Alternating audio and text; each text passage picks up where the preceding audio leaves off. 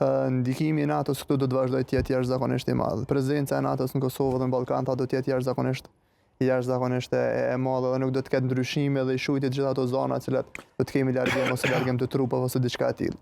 Edhe e para ke diçka shumë interesante që deklaratat e tilla e tij ishin jashtëzakonisht në vijë dhe në linjë të drejtë me presidentin Trump.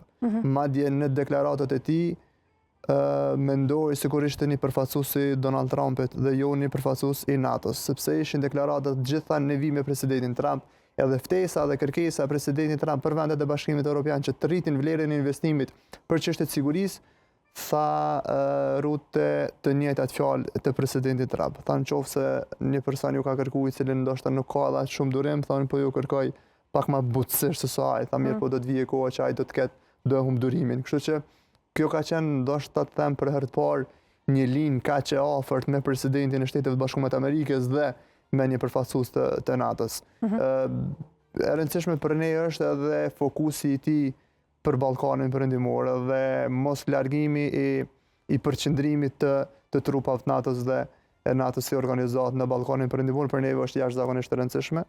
Kështu që duhet kuptuar si një mbështetje e tyre vazhdueshme si dhe një vazhdim realisht i kontributit të tyre në Ballkanin Perëndimor.